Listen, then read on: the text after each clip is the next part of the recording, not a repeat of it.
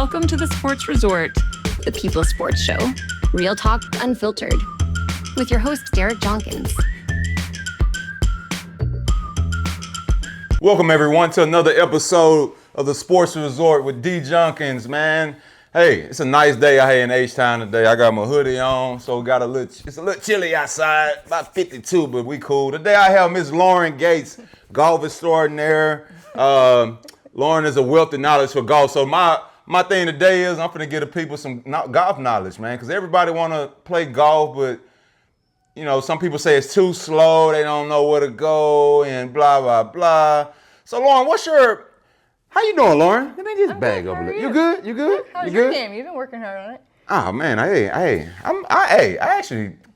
like kind of low key addicted to golf right now. Even though I haven't played in about a week. Oh, that's kind of bad, right? But I realize when I don't play in a week and I go back out there and play, I feel like I didn't really lose nothing. Not so bad. I mean, you have good fundamentals, which is great. Correct. That's key there. You've got the main points down, and you know what to work on when you're there. But yeah. That's so it's not bad on there. So today, Lauren, I kind of want to hop right into it.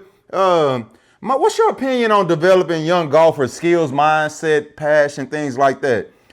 Sure. So I think where a lot of people get it wrong is everyone's an athlete, right? I mean, I'd say for the majority of sports, you got to be able to do a couple things: run, jump, throw a ball, catch a ball. Mm-hmm. And I get a lot of students that can't do any of those, and their parents think, oh, golf's their game. And it's like, well, this is probably one of the most hand-eye coordinated sports you could play. Sure. So I'm all about just the development of an athlete in general. I think we've talked about it a little bit, but like around here, gymnastics, it's just a great way for those kids ages, let's just say 4 to 7, to learn jump, run, jump, climb, etc.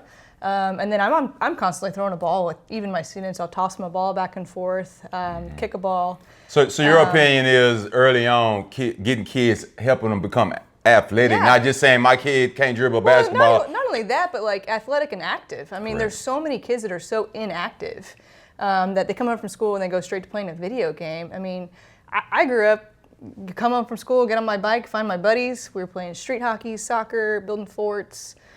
Cap guns were the thing back in the 90s, but and I totally agree with you. I'm a big fan of developing kids early on athletically because I mean I get golfers, for example, who never did any other sport, and some of them are so unathletic, especially at an early age, right? You say do high knees, do jump rope, they can't do it at all. So I always try to tell kids, hey, even if you're not gonna do it organized, go shoot some hoops with a friend. Do something, right? And you're right. I think that's gonna help you long term. And then from there, I think where a lot of golf coaches get it wrong, even maybe parents that take their kid to the driving range or something like that, is they're trying to teach them all the boring, the kind of the boring stuff. I'm trying to make it game based. So, Hey, here's your club, and we're gonna try and see how many times we can knock over that cone over there. And It's really interesting to see how I've got kids that I'll give a lesson to, and they can't get the golf ball in the air, but the second I give them something to hit up and over, they do it every single time. Gotcha. And it absolutely blows my mind every single time, but I'll set up some sort of little, it's like a pool noodle with some sticks, and I'm like, hey, take your pitching wedge, I want to see how many times can you go up and over the noodle, and they do it. And it's like, well, what'd you tell them? Did you tell them how to do it? No. Do I tell you how to throw a ball? Gotcha. So you're making it throw a ball as you're doing it? So you're making it entertaining, fun, but still teaching them at the same time. Exactly. Gotcha. And then from there, it's like, hey, this is kind of how. So let's just take my 6 and my 8-year-old daughters as an example. So Kate has a split grip, which is nothing you would teach in golf. Mm-hmm. It's almost a hockey grip, which I'm fine. She still is able to swing the golf club in balance and hit up and over something, chip into something, putt into something. And Olivia's a little bit older, so now that Olivia's 8, now we're talking about, hey, this is how you should hold it. This is what it should look like. But I think people just jump into those crazy mechanics, and that turns kids off really quick. Yeah, you totally right. Because I remember I brought Quinn to you, and she liked it, and she came home. She walk around with golf clubs. I'm like, right, we just make it a game. I'm like, dude, she's like, oh, I'm like, you like it? She's like, yeah, I like it. So now she looks forward to it, and I think that's true. But on the flip side of it, how can, because some people dive, like you say, some people dive in real quickly on things like that and trying to be so serious so early on. Right.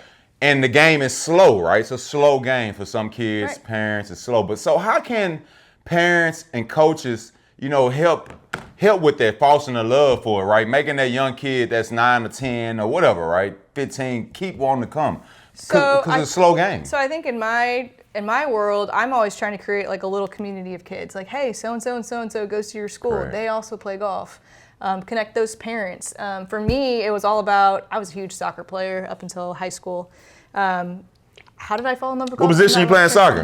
Left forward. Left mid. forward? Yeah. So you was back there smashing people?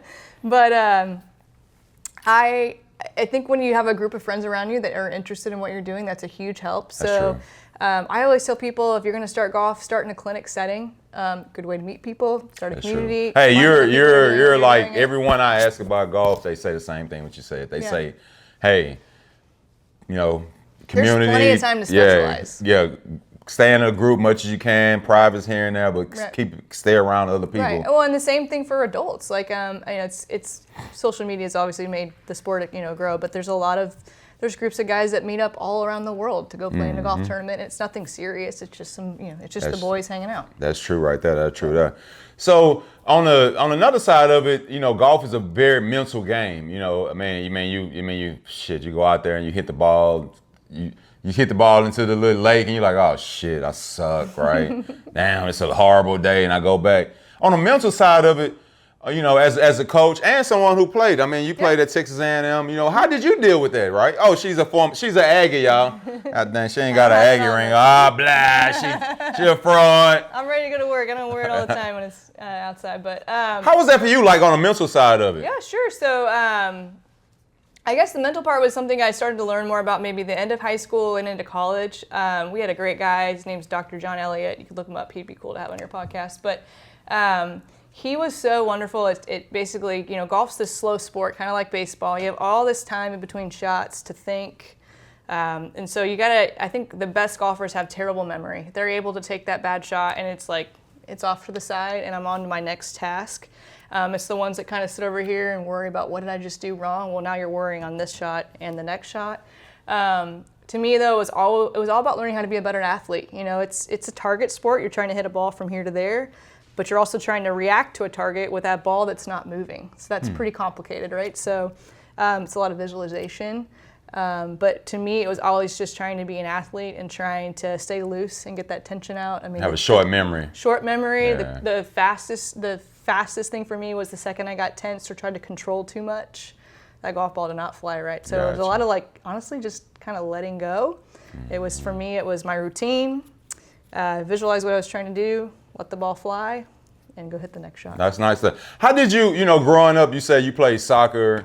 How did you get into golf? My grandparents were probably the first people. My grandma played in her local Omaha, Nebraska ladies league. You from Nebraska? Omaha, yeah, originally. Cornhusker I'm the only fan? I'm the only person not to go to UNL. The first person not to go to UNL in my family, and then my brother. And UNL, what is that? University of Nebraska Lincoln. Oh, Huskers. Yeah. Oh. So. She's a Cornhusker, y'all. Put a corn piece on her head. Hey, I grew up watching the Osborne days. I don't know what they're doing these days. Gotcha.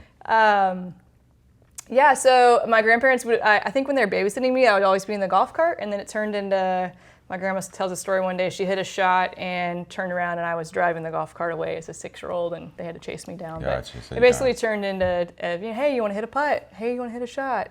And then as far as when I got older, I always would go to the range with my dad on Saturdays, maybe after a soccer game or something like that. I'd hit balls.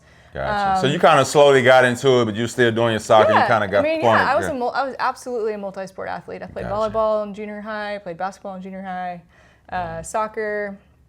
I'm trying to think what else, all the different things I tried, but it definitely wasn't something, in the same case as my husband, it wasn't really something I specialized in until I was 14.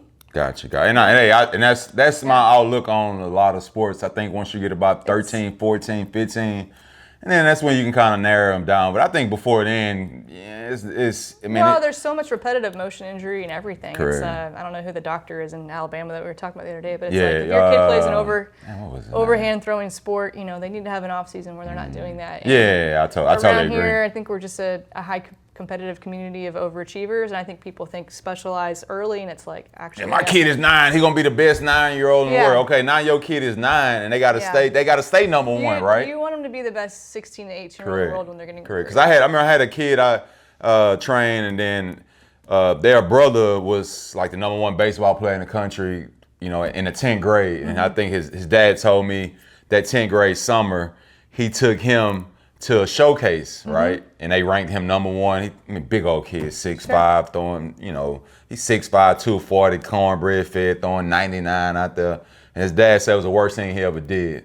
He said from that day on, every time his son pitched, it was over 100 or 200 scouts there at every game for the next 2 years critiquing everything he did all the way down. So his dad said he cost him millions of dollars because by the time draft came around, his stock had dropped because they were like, well, blah, blah, blah. So he, his dad was like, man, I cost my son some millions. So he went from being like #1 pick in the draft to being a 3rd round pick in the draft. So which is crazy because he said every game his son pitched, they critiqued him for 2 years. So he was like, dude, I should have just took him going into his senior year and they wouldn't have had that much time. So I tell people it's always better to be later on than early on, right? I think you're also in. And don't get me wrong, you get the one-offs, right? You got guys, Tiger Woods, you got one-offs, right? And there's a lot of that now, but like I also think when you've got those kids that kind of specialize later, I think they're hungrier, to be honest. They're not as burnt out. Correct. Because I know with Quinn, I try to do that, like her passion is soccer, like if I let her go.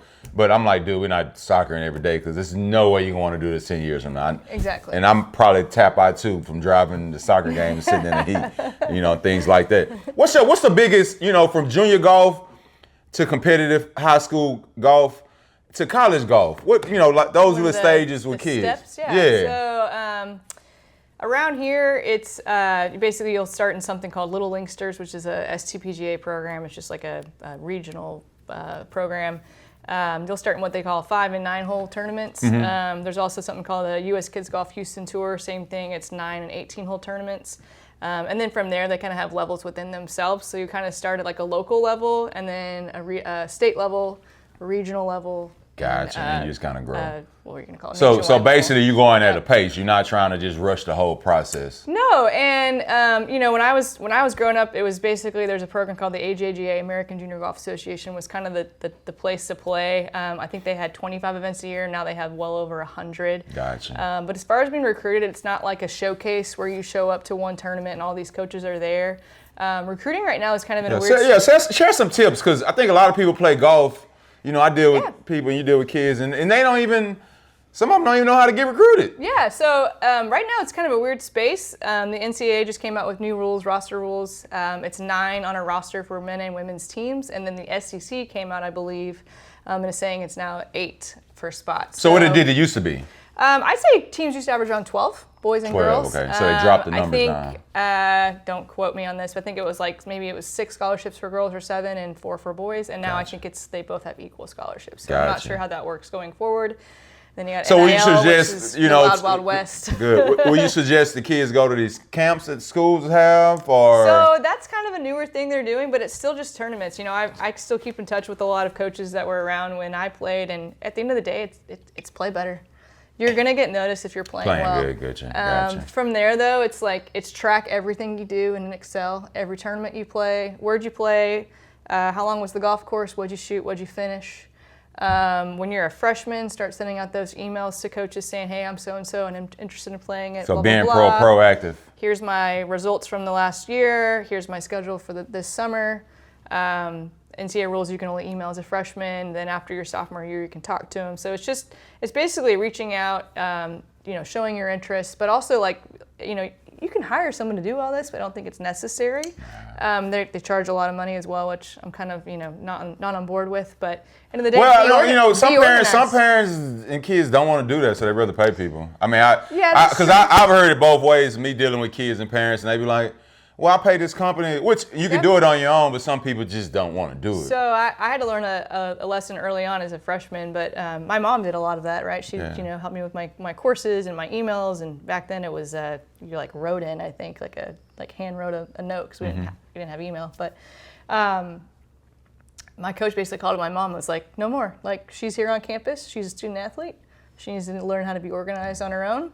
And so if you can learn those skills early, learn how to talk to a coach, learn how to talk to an adult, learn how to write an email. The amount of kids I have being recruited that I've had to sit down and be like, hey, this is how you write an email to a coach. This is how when you're talking to a coach, it's a no ma'am, yes ma'am, no sir, yes sir.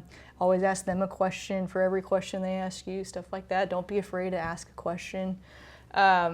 That's why I always tell Quinn and always we get through, hey, go tell the coach thank you. Yeah, you know, I do the same like thing that. with my kids. That's funny. They go say that way they get comfortable. Some kids, you know, young, they're not comfortable. But the quicker that they can be responsible for their own, in some ways, their own success, the better. I mean, the worst thing you want is a parent doing all that groundwork and then you realize, well, the kid's heart wasn't really in it. So I think the coaches want to see that too. I think they want to see the athlete reaching out, you know, as them, not as a parent or a recruiting. So on the flip side, you know, as Chris stated earlier, golf is an expensive sport. I'm not gonna lie, right? Because it's very expensive. Yeah. But you know, everything's expensive, right? Yeah. If you're doing soccer, if you're doing soccer lessons, if you're traveling, if you're doing basketball, I mean, all that stuff costs, right? You got to drive there, you got to take them there, right? You know, so what is golf doing to help underprivileged kids? You know, I've seen a couple events. I'm kind of, you know, new to this. Sure. And people asking me all the time, what are they doing? So there's a lot of programs in our area. First, there's the First Tee. It's a national program. We have the First Tee Houston that does a lot for underprivileged kids. There is Cameron Champ has a great thing that he's doing for, I think it's called the MAC Championship or something like that. I might have it confused, but it's named after his grandfather. He's doing a lot for underprivileged kids. Does USA Golf that's US Kids Golf has a foundation. US Kids, SPGA Golf has a grant that you can apply for. So it's out there. Again, you just have to do the work to find it. Yeah. Not necessarily to find it, but it's, you know, you got to submit all your information and stuff like that. So there's a lot of great grants to get started or get involved. At the end of the day, I always tell people, like, if a parent came to me and said, hey, my kid's really good at this, they're passionate about this, what can you do to help me out? I'd say 10 out of 10 coaches would say, okay, you want to work? We can work. I do the same thing. I do that all the time. I'd be like, hey, want to work? Yeah. Come on, man. It's not, but that's good to know, and that's it. You know, I tell people if they get on social, they get on Google now. There's a lot of resources out there you can find help. You know, I noticed with the LPGA last year when they came here, you know, they had the clinics they was doing was free, right? They gave the kids bags, you know, swag hats, you know, and A even had golf clubs there. So things like that. That's a program called Girls Golf, and every single clinic they do anywhere is free. Yeah, exactly. That was real good right there, the Girls Golf. Quinn, you know, and they got to meet Nelly Corder, the people like that. Yep. So what, you know, now, you know, you have Nelly Corder. I'm not pronouncing it right, probably, but okay, boom. Who's freaking a beast right now, right? Now she's talking a little bit more, I think. So I just started following her not long ago. I don't know, a year ago, 2 years. Now she's talking. She's being outspoken. You know, I think that is great for women's golf. You know, on that side of it. Now girls can see them. Even a young lady who just won the other one. What was her name? Just won the tournament. I can't even think of her name. My brain fried. She just won, but now they're doing more things now for girls to kind of see. And too, it's on TV a lot more now. Right. So I was, you know, we were talking a little about what we were going to talk about today, and I was looking up some stuff. So if you go look for 2024, it looks like if you look at Scotty Scheffler and Nelly's wins, everything except for maybe he won an Olympic medal, she did not, was pretty similar. He won almost $30 million in prize money. She won $4 million. So the pay gap is crazy. I don't remember when it was. That's still a lot of money though. It's a lot of money. No, yeah, $4 million is a lot of money, but the difference. Because the WNBA only makes 60, 70 grand a year. Correct. So and then that's just what they're making on the course, not what they're making off the course. But only a few making off. But to me, it's like, what did tennis figure out? Because now you got men and women's tennis is pretty much the same level. So what was? That's a good question. Who were the people that decided to invest in tennis? And can we get them to invest more in women's golf, women's basketball? Because I don't think it's because there's a lack of audience. I think it's just a lack of investment. That's a good question. Hey, let's figure that out. Let's figure out who put all the money into women's tennis to level the playing field with men's and women's tennis. Because if you look at the top female athletes in the world, they are tennis players. Tennis, and I think I'm not sure golf way down there. Well, not way down there, but it's like tennis, golf. Yeah, them two right there. And I wanted it's another sport too. And cricket. It's a lady who cricket player makes a zillion dollars. But that's a good question. Let's figure it out. And women's soccer. I mean, I think a lot of people. Women's soccer don't make a lot of money. They do not. But you're noticing, like, you got a bunch of these other high-profile athletes. You got J.J. Watt. You got Patrick Mahomes. They're investing in women's leagues. Yeah, the women's soccer league. Last time I looked, I think the salary is like $40,000. It's nothing. I mean, you tell your ACL, the surgery alone, like the rehab alone, gonna be way more than that. So yeah, let's figure that out. We need to get some people to invest in women's sports. We got daughters here. We trying to keep them going in their sports, but I always say, and I'm kind of weirdo, so don't kill me on this one. Hey, we're gonna work hard and we're gonna put all this training in there. we better make a living off this eventually one day versus just like, oh man, man, because just having fun is cool, but we're gonna be able to make a living off this. So we'll figure that one out. I think, bro, this last women's tournament though, the girl won $4 million for that tournament. Yeah, I don't know what that was about. I think that's don't misquote me again, but I think that's the CME Group's invested a ton of money. Okay. So I think, but on the flip side of it, I think once more and more women golfers, unfortunately, we have to use social media. They use their platforms, then the stuff gonna come. Because I think tennis, all those girls use their platforms big time. It's definitely not a lack of talent. I mean, you went out to the tournament. Oh, I mean, yeah, them girls good as hell. And it was like, they can play. They can play just as well as the boys can play. Yeah. So I think as they become more outspoken and more people and more in the limelight, people see them. And like you said, social media is a huge thing. Yeah. I mean, if they all have their own followings and people that come out to watch them. But I think it's growing. It's growing. I see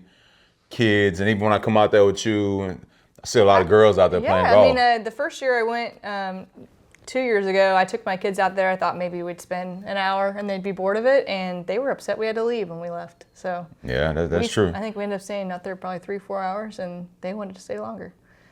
Good. So as a coach and as a former golfer, you played at Texas A&M, and now you coaching. What gives you your passion every day to go out there and help? Because I tell people everybody cannot be a coach. I got friends, I want to coach, and they be like, dude, how do you do this? I can't do that. What gives you your passion? Because I tell people to coach and to be around kids, man, and adults and people, and do it every day, of your life. It's super exhausting, right? Yeah. You get to living on coffee and trying to figure out, you're trying to stay in shape. Well, and you got to come home and be a dad, be a mom. Exactly. You're like, I don't feel like talking. What does he want, right? Go out the way, lady. I do that to Andrea. I come up here and she like, you going to just go upstairs and hide? I'm like, I've been talking all day. Yeah, I've been talking all day. Just give me like 2 hours. I'm gonna sit on this couch. What gives you your fuel and your passion? So for me, I had an awesome coach by the name of Dick Harmon when I was a kid, and he turned into kind of like a father figure of mine, a mentor, and he was just so good at not only teaching you golf, but teaching you things about life. I mean,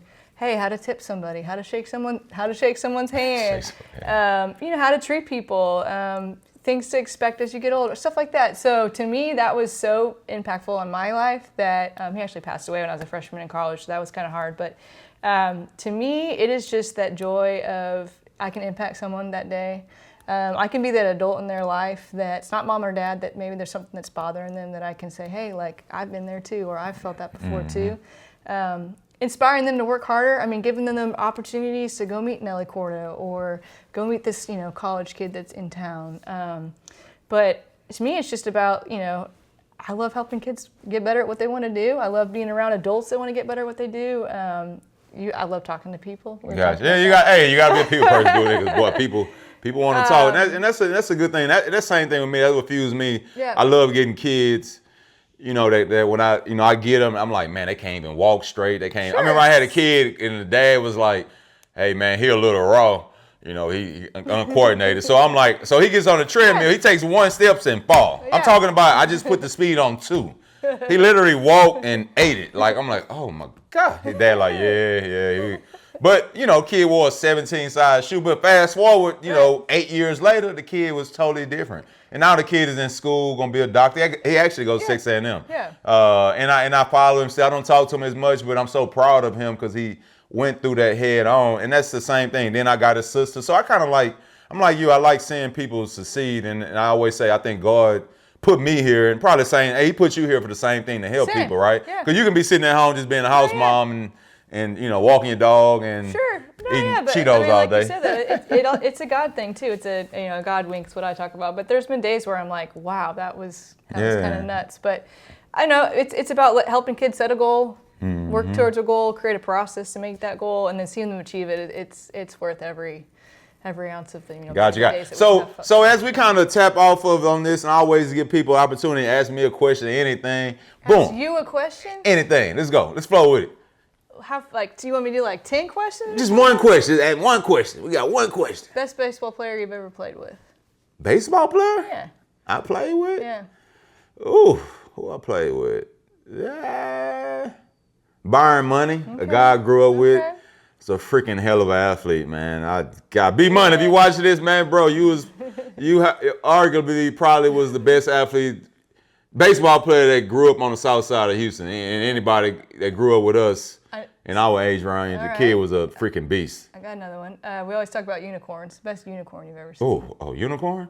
Oh, exactly. Vince Young. Yeah? Yeah. Dude was, I had the opportunity to coach him in high school, and the dude was just, his work ethic and to bring a team around him was, I never forget one day we had practice and the team the practice wasn't good, and the practice over with. He told the team, "Nah, we stand out here 2 more hours," and the coaches, we was gone. And that year, his senior year, he went to state semifinals, and of course, he went on to University of Texas, went to the NFL. But he was just a unicorn, man. The dude was just a freak of nature, you know. Okay, then we'll wrap it up. But if you could give somebody one piece of advice about what makes you most successful, I know how I would answer it. What would your answer be?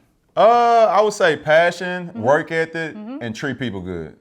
I would literally say the same 3 things. I would say work that. hard. Yeah. Working hard gets you wherever the heck you want to get, but treating people well while you get there. And treat people, because people gonna help you on your journey to when you're trying to get there. But if you don't treat people good, nobody gonna never vouch for you. Like, oh, they are. And the world's small. Super small. I tell people that every day, the world is so small. You be like, you be like, what the heck? So I tell people those things all the time, man, and have passion. But that work ethic and treating people good is gonna open doors for you, because people are just gonna be like, they're such an awesome, blah blah blah, and it's just gonna keep carrying you on. Yeah. But if you don't do those things, then it just won't. And isn't it interesting how simple those are? Those so simple. I tell people that all the time. People don't like it because it's too simple. Yeah, some people like hard things like that, man. But hey, I'm gonna wrap it up with Coach Gates. Lauren, appreciate you having it on. She's a low-key nerd too. I think she graduated 4.2 GPA, probably got 10 doctorates and all that, and she decided to be a golf coach. Appreciate you having you. I'm gonna wrap it up. Parents and kids, if you can take one thing from this, make sure you dive into this, watch it, and take a little advice from both of us, more so with everything she said on the golf journey. Parents, especially as your kids start playing at a young age, just kind of keep it fun for them. Keep them doing other sports also to make it fun for them, and keep them in group settings. I think that's big. Like you say, group settings. Play dates. I learned that from you. I never heard of that until I met you. Play day. Play dates. All right, boom. I learned that. Keep them in that, and it keeps golf fun, I think, because I know as Quinn, she does it. She kind of keeps it fun a little bit, and some days she don't want to go, right? Sure. But it's just what it is, they kid, right? But keep it fun for them, and find a great coach and put them around good people. I think when you put your kid around a good person, man, they're gonna have fun, and it's gonna come on them. They're gonna start. But I always tell people that every coach is not great. All right, just because somebody played a sport don't mean they know how to coach. I tell people that all the time. I know buddies who try to hop into coaching, they like, bro. I'm like, dude, you played in the NFL 15 years. I know, dude, but I do not want to coach no kid. That's a lot of work. But appreciate everyone, man, today. Hey, it's sunny outside in H-Town. I think I'm finna go, I don't know, ride my bike or walk my dog today. Peace out. This is D Junk signing off on the Sports Resort.